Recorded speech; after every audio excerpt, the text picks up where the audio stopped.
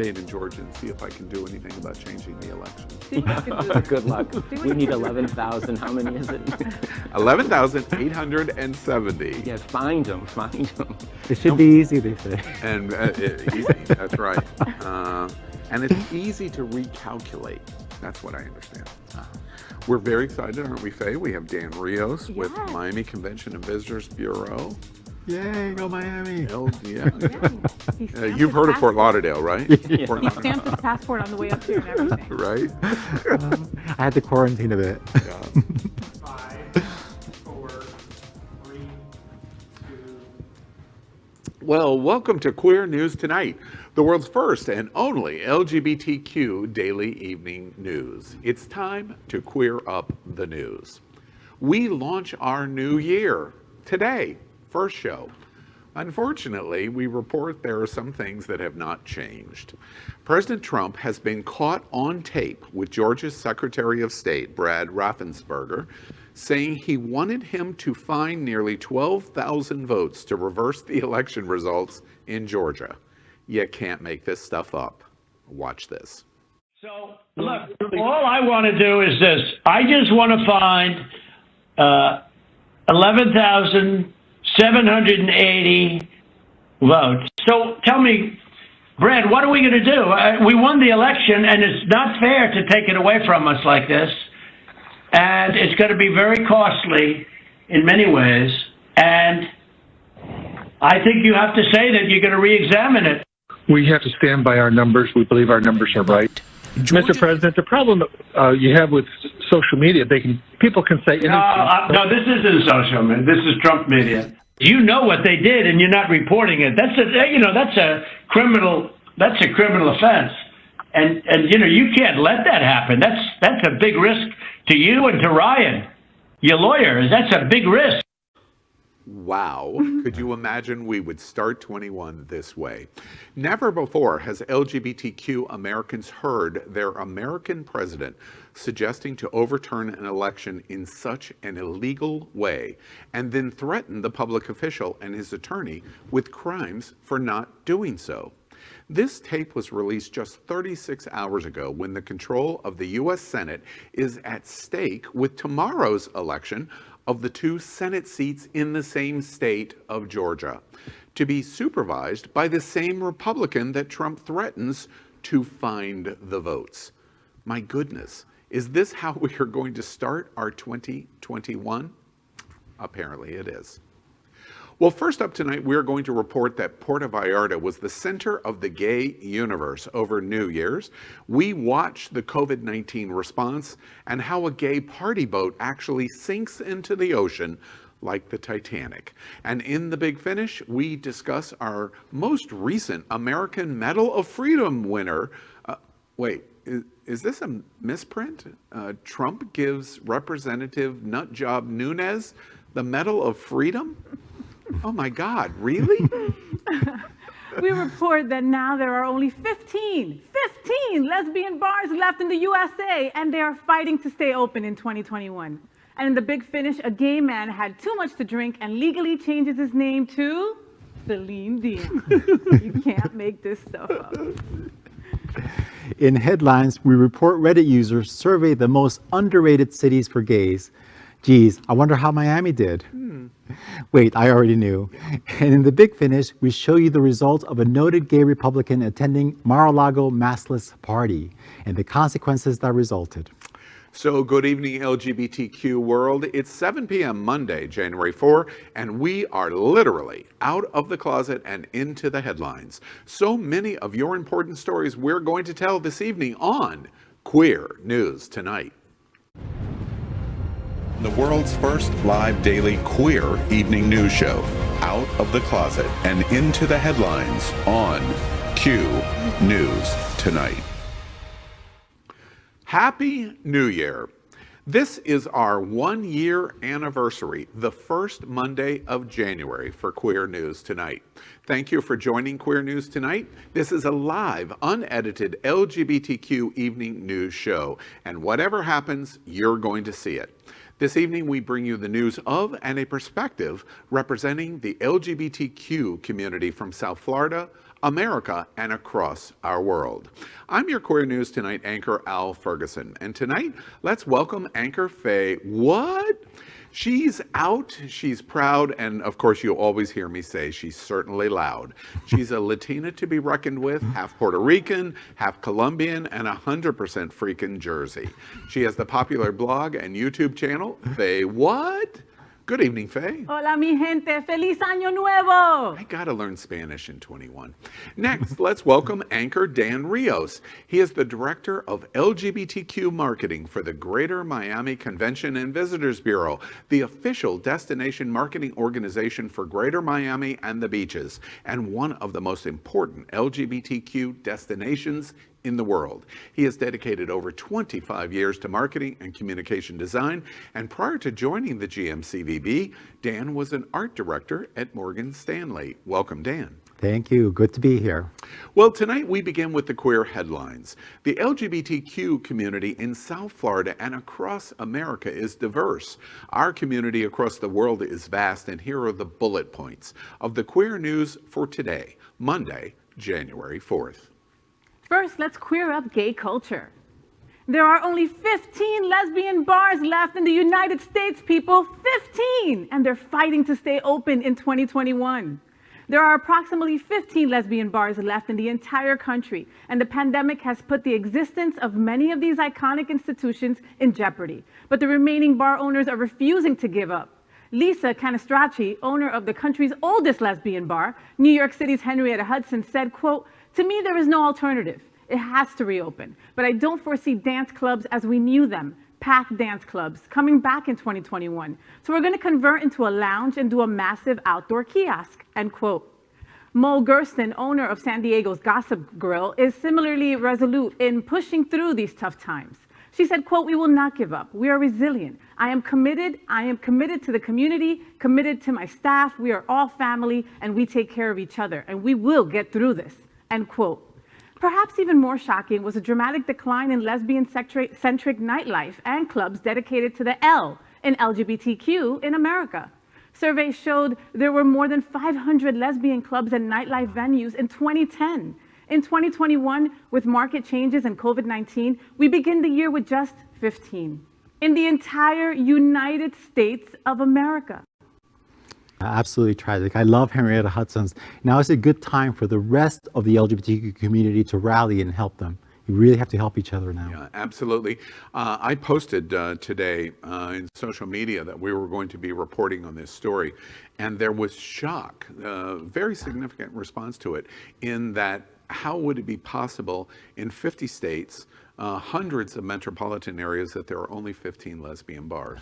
We've got to pay attention to this statistic because it's a statistic that could also spill into traditional gay clubs.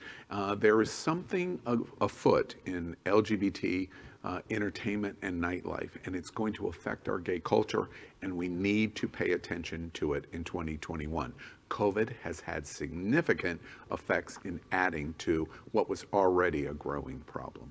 This makes me so sad. We really do have to support each other, guys. That's the L in LGBTQ. We've got to support each other. I mean, Henrietta Hudson's. I slept with the bartender. You know, Cubbyhole. I left my bra there.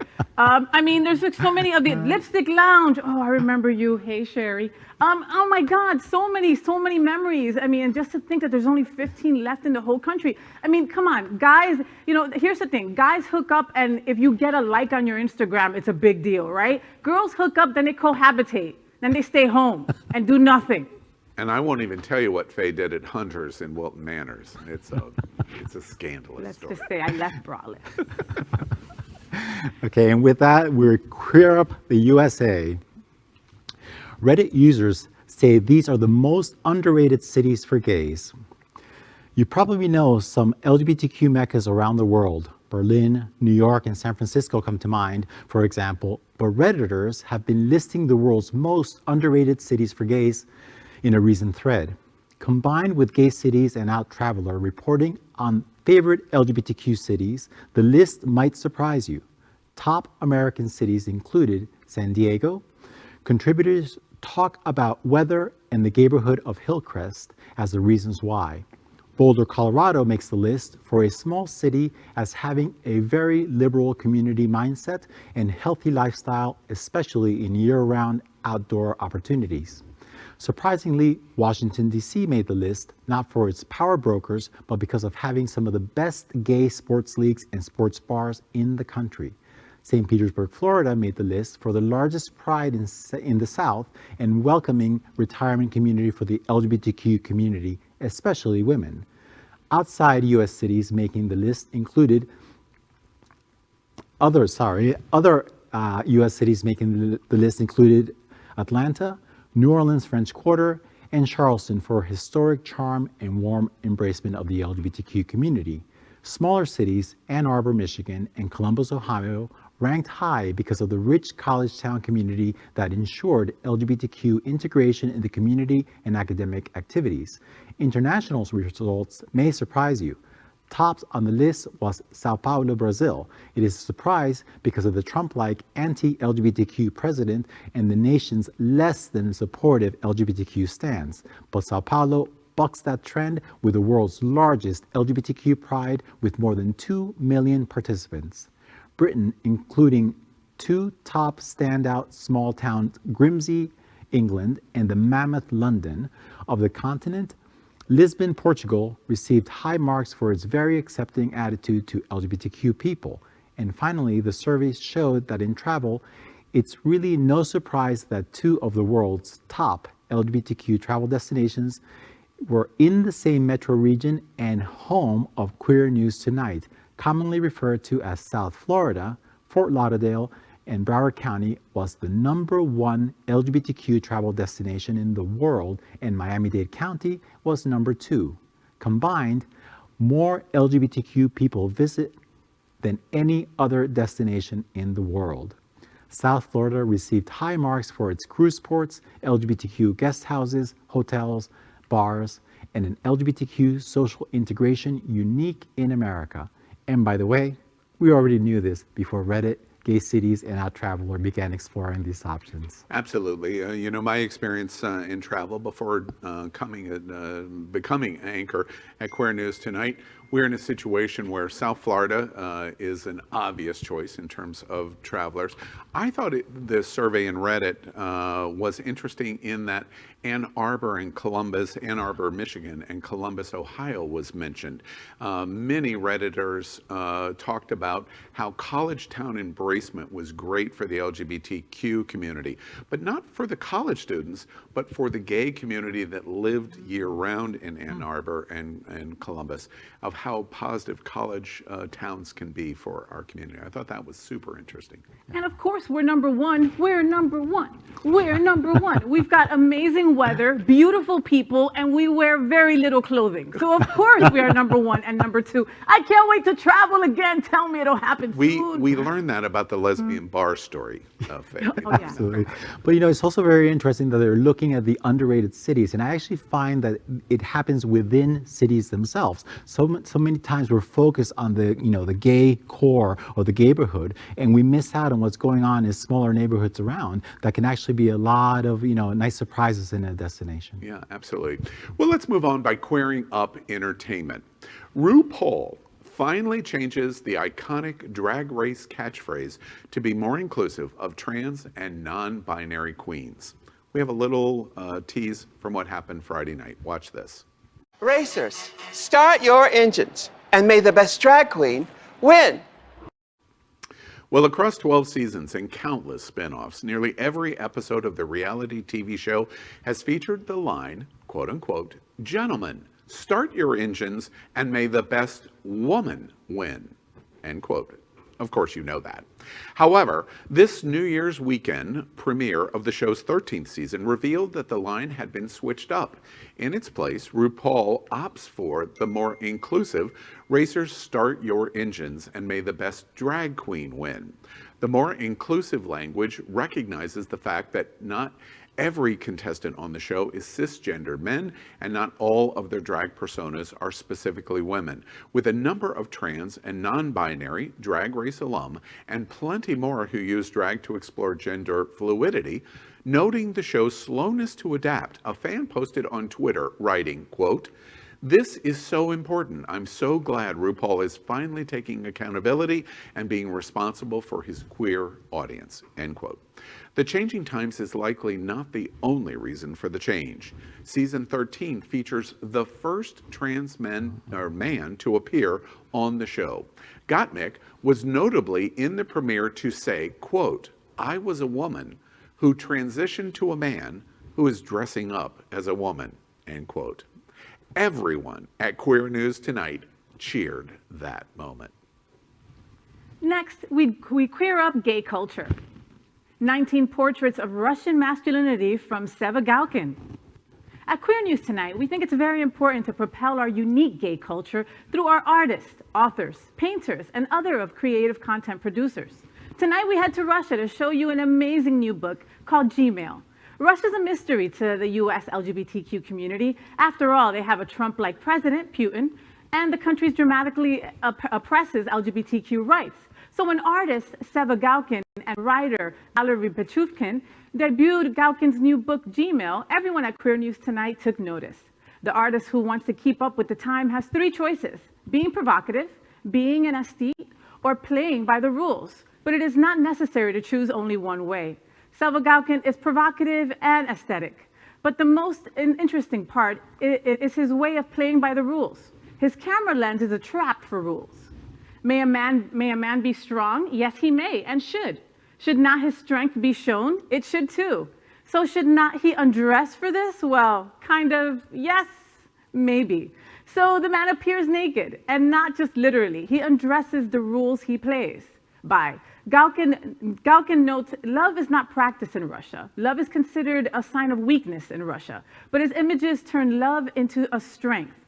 The new book is a rare glimpse for Western LGBTQ people in understanding the complexities of Russia in politics, civil rights, sex, and in LGBTQ love. We encourage you to go to his Facebook and Instagram pages, and you can purchase Gmail now. Now let's queer up health. FDA launched study which could lift blood donation restrictions for gay and bi men.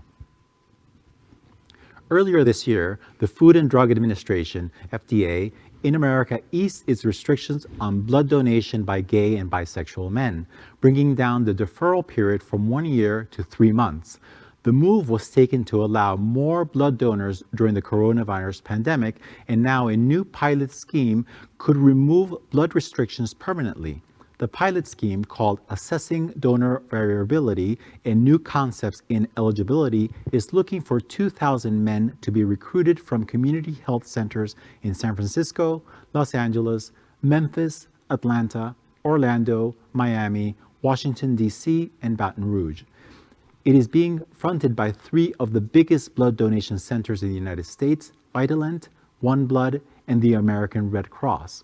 The participants need to have had sex with another man within the past 3 months and be willing to donate blood, with the results potentially changing the questionnaire that the FDA uses to decide whether someone is eligible to donate blood.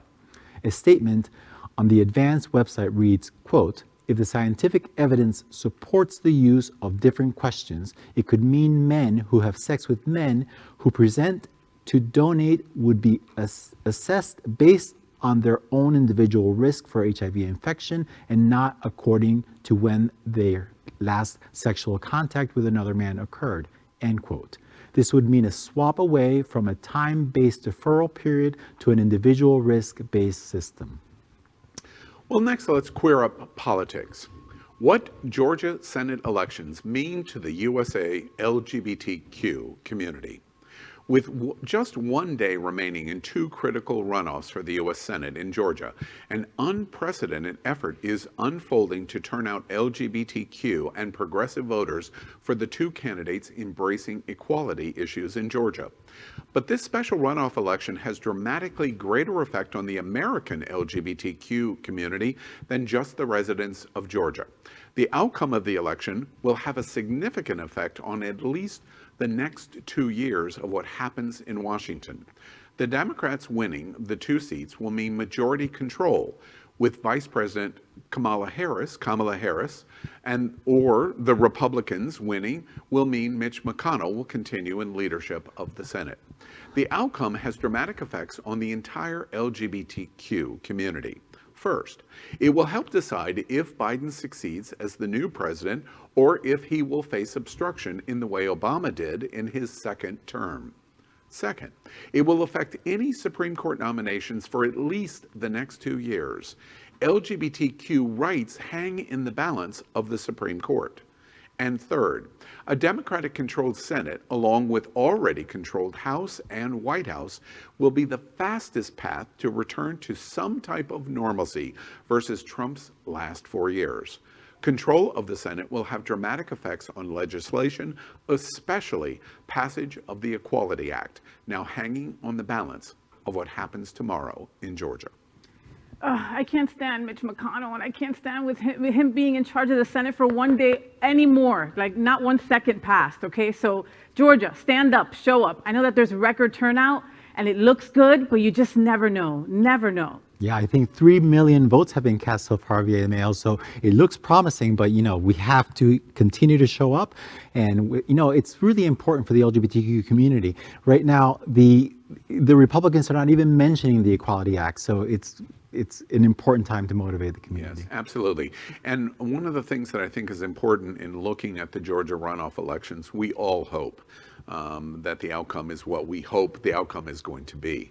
But it is a reminder to us that we can no longer think totally in a selfish identity politics of our own community. What happens nationally dramatically affects the LGBTQ community, and we need to stand up for the LGBTQ community across America in terms of the House and the Senate and the White House. Voting matters. It matters. Next, we queer up the world. Top gay circuit party organizer quietly goes ahead with a days-long New Year's bash, even as coronavirus cases soar. One of the U.S.'s top gay circuit party organizers has fielded intense criticism for holding a New Year's bash in Mexico, leapfrogging over a state's coronavirus restrictions to do so even as cases nationwide skyrocket. Jeffrey Sanker is the founder of White Party Entertainment, Inc., which hosts, among others, the largest circuit party in the U.S. in Palm Springs, California. While Sanker postponed the Palm Springs bash, he went ahead with days-long event White Party Unity, held from Wednesday, the 30th of December, to Friday, the 1st of January, alongside a Sunday, January 3rd beach party in Mexico, its Eventbrite page said.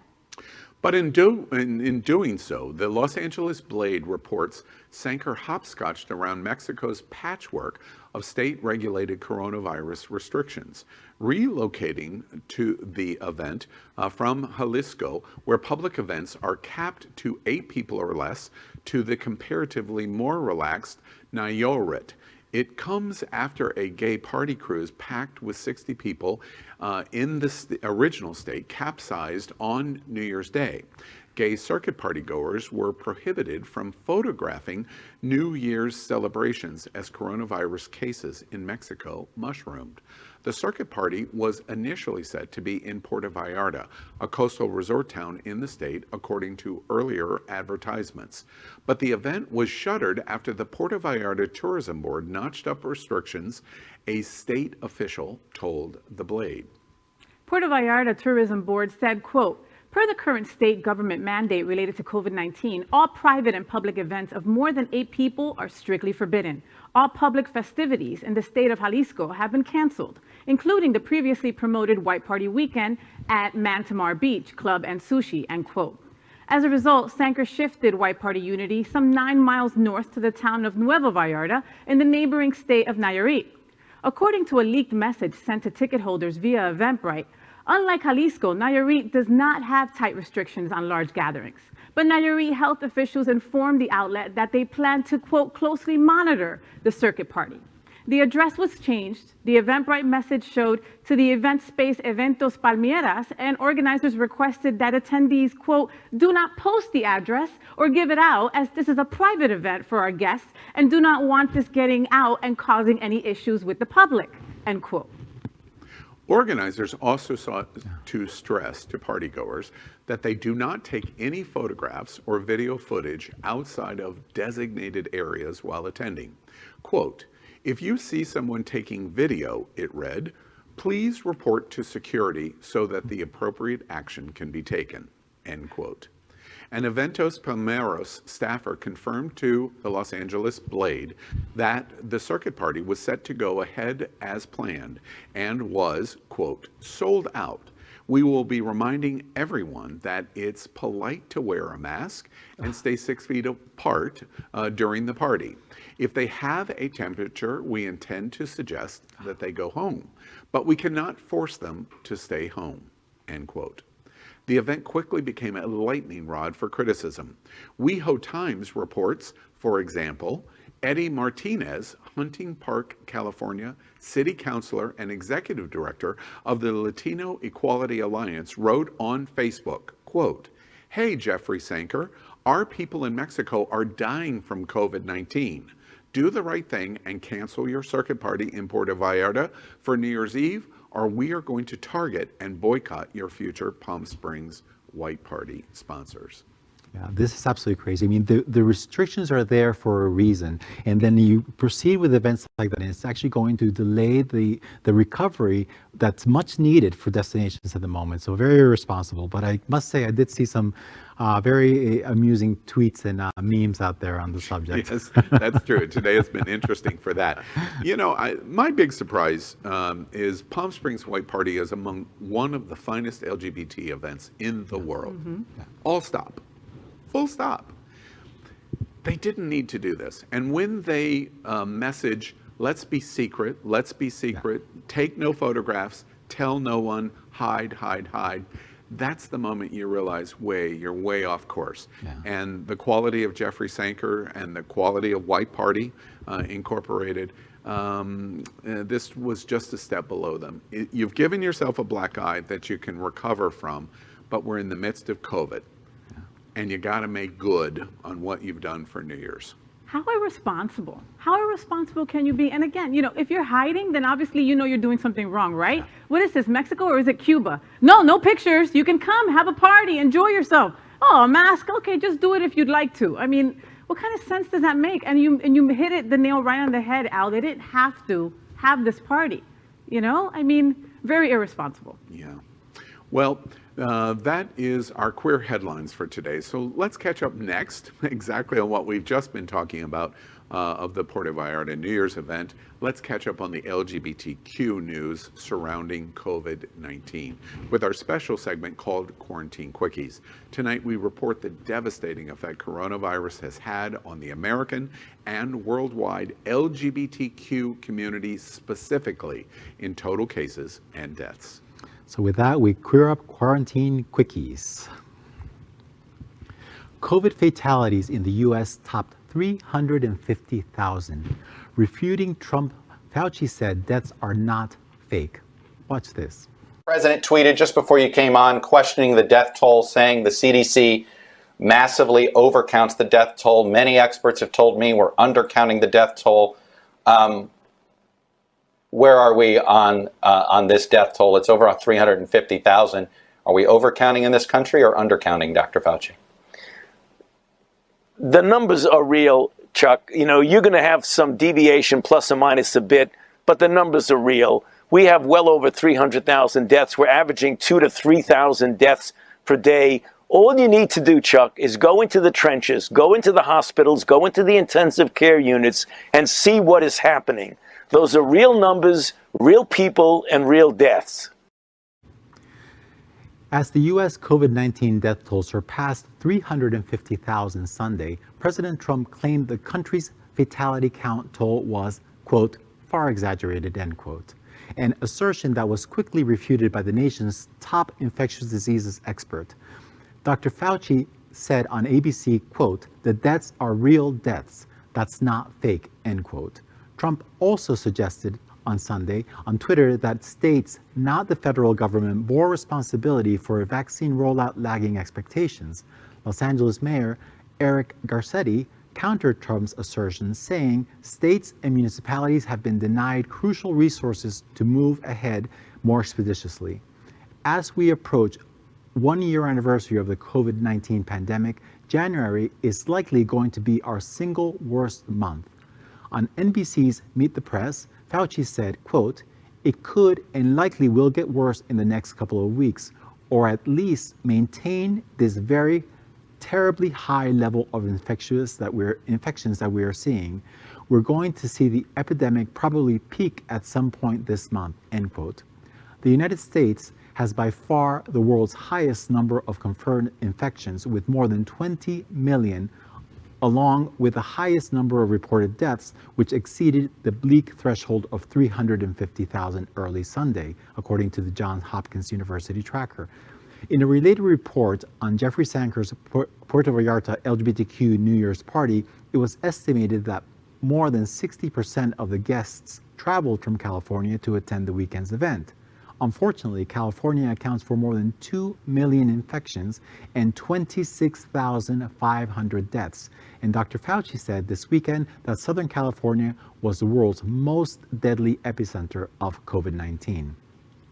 LA Mayor Garcetti added, quote, we're seeing a person every 6 seconds contract COVID-19 here in Los Angeles County, end quote. At Queer News Tonight, we reported on coronavirus in every single news broadcast in 2020. This is our first LGBTQ evening news show for 2021, and we report on the single worst pandemic news in the entire year. So we continue to encourage the LGBTQ community to wash your hands, socially distance, and most important of all, wear a mask. That's it. That is our COVID-19 news for tonight. Next, we report that Happening Out Television Network helps support our LGBTQ community. An example of this is Sunshine Cathedral, the world's largest queer church here in Fort Lauderdale. We are broadcasting from our permanent set in supporting that partnership. The network broadcasts the largest LGBTQ religious broadcast in the world, with more than 30,000 watching every Sunday at 10:30 a.m. Eastern, and it's totally live. We encourage you to tune in. Our campaign of sponsorship proudly supports Sunshine Cathedral is my queer church. Watch this.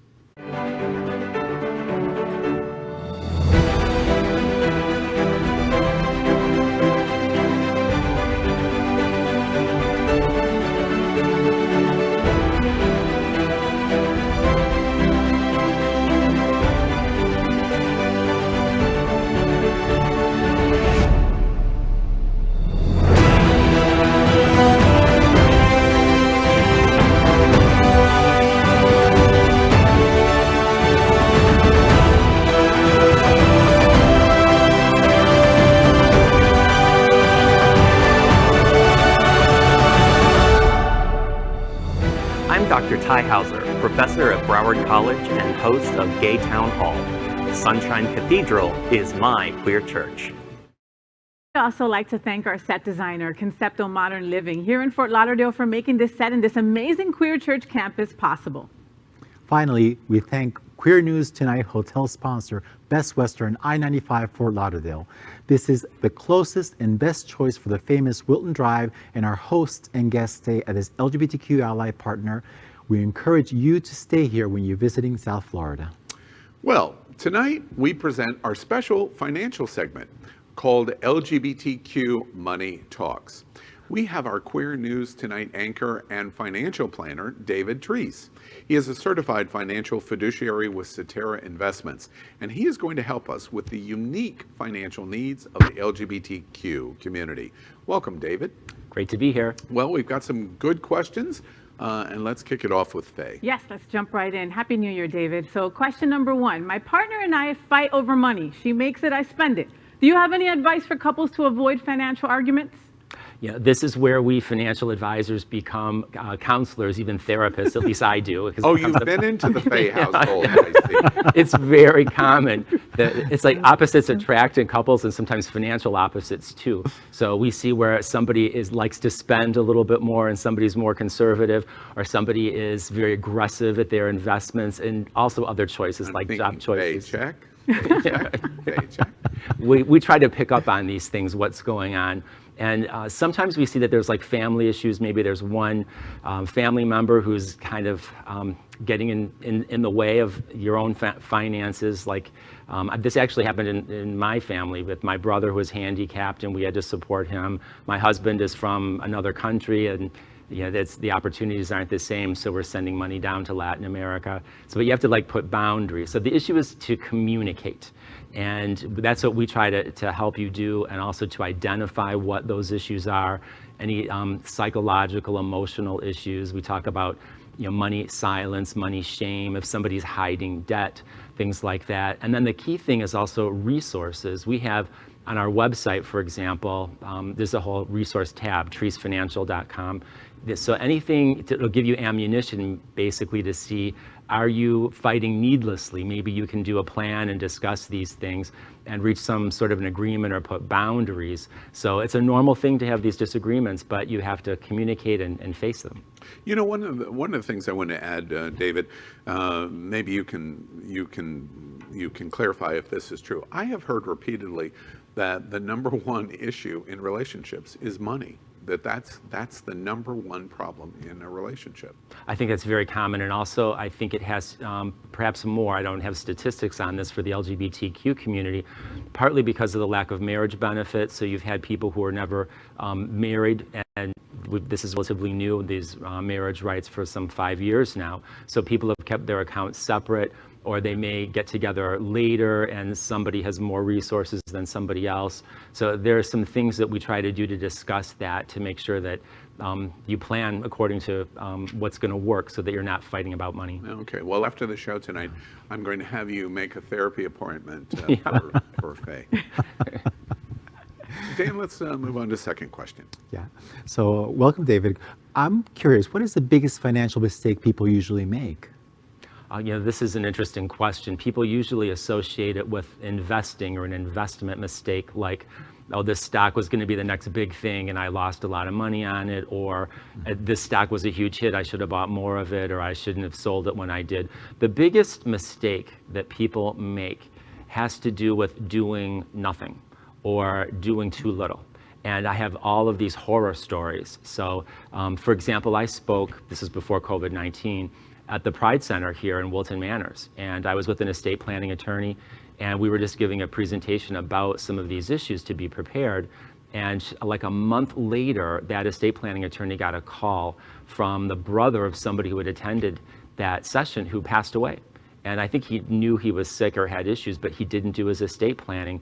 And what struck me was that poor man was basically having to make cold calls to the literature that was left there and to try to piece things together. And that estate planning attorney said, I may get a call like that. And sure enough, he called me and said, did my brother have any accounts with you? And I think all of the things, COVID-19, did you have an emergency account that you needed? Did you do other planning? Are you saving enough? So it's all of those things, like it's the biggest mistakes people make is not doing enough or doing nothing. Mm-hmm. Inaction is actually worse for you, is what I just heard you say. Inertia, inaction, yep. Well, there's been a lot of news about digital money. And so we have a question about digital money. Where do you see the future of digital money and digital payments going? Well, digital payments are definitely taking over. People are using less and less currency and coins. You go to any college town, we were talking about college towns, and the young people, it used to be we might be resistant to put $1 on a credit card, but everybody is using just something that's digital now. And this is true of my business, where our tax filings, it's basically required that we do certain things electronically. So digital payments are absolutely taking over. You may even get charged more if you want paper statements for things. So I can see that going on, and there's a lot of people discouraging the use of paper. In fact, I've got young clients where they have a checking account but no checks. So if they do need to write a check for something, they literally will go to the bank and the bank will print out like a page of 3 checks for them. So, or people will say, I haven't written a check in years. So of course, we've all been behind that person in the supermarket who's got the checkbook and the driver's license and making us all wait.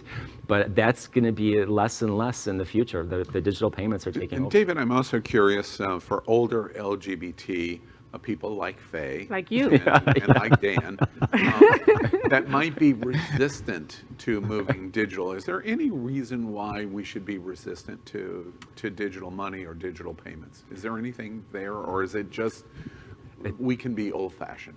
I think that we're old-fashioned. Also, we're concerned about privacy, about maybe security. There are a lot of legitimate reasons, or just inconvenience where you lose a password and logins and things like that. But when we set up accounts, we want to have like a voided check or that banking information so that we can do both deposits or withdrawals. So we'll have people who say, I want to invest more money, but then they don't want to write a check. We'll just draw it from the account with their permission. So it's really the way to go. Even anything that's like your IRS refund, we want you to get that basically direct deposited. It's faster, safer, easier. So that's really the way to go. And it's just kind of resistance and making the changes. We have to get used to it. I think. Yeah, David, did you just call me old? I call myself old. I make my old jokes. I'm like the old dog being taught the new tricks all the time. Exactly. Well, that's tonight's LGBTQ Money Talks. We're going to be here every Monday, and in fact, a new surprise coming from David we're going to announce just shortly. But we're here every Monday with anchor and contributor David Treese to answer your questions. You need financial advice, and you do. We encourage you to contact David at Cetera Investments. And thank you again for being with us. And Happy New Year, David. Yes, Happy New Year. Thank you. All right, well, we're going to end tonight's broadcast with the Big Finish.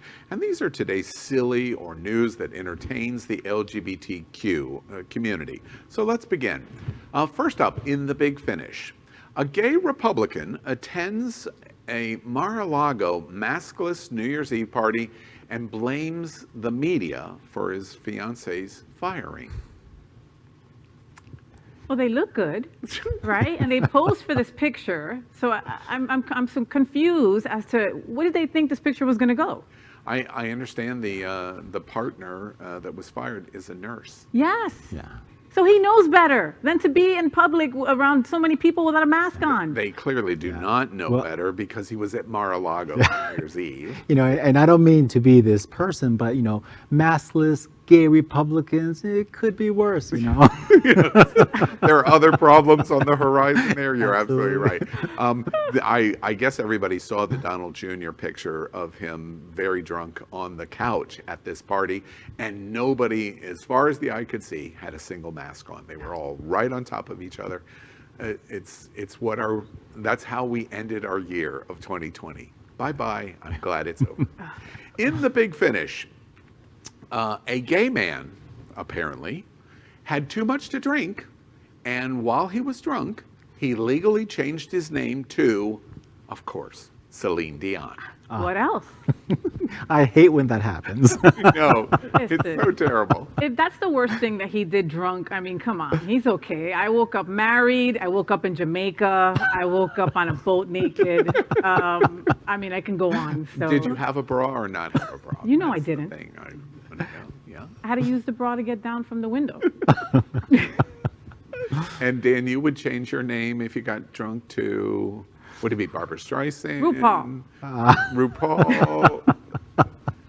I think I would go with the classic Barbara. Yeah, Barbara Streisand. See, I was just curious. This is clearly an older gay man to change it to Celine Dion. There are other fresher faces to change your name to. All right, in the Big Finish. Very exciting news today. Trump has given out another Medal of Freedom award. And of course, all of the great Americans that have contributed to American society, he gives it to Congressman Nunes. Why are we surprised? Didn't he give an award to Rush Limbaugh? Yeah. This is the follow-up to the Medal of Freedom winner. And next, Tiger King gets one. And Johnny from Cobra Kai, he gets one too. And Roger Stone. He gets one too. That is it for today's news for the LGBTQ community on the world's first and I'm only. just curious. Apparently, Dan didn't have anything to say, but you continue. He's still thinking about tattooing Seva on his butt. It's okay. I told you she might do this. That is today's news for the LGBTQ community on the world's first and only daily LGBTQ evening news show. Is our community important to you? Then help us by like and subscribing, ring the bell for updates, share this news. We are the only television live video news that is out of the closet and into the headlines. We need your support. I'm your anchor, Al Ferguson, and on behalf of anchors, Faye What? And for the first time on our first show of 2021, Dan Rios. We'll see you daily and tomorrow night at 7 p.m. Good night, America.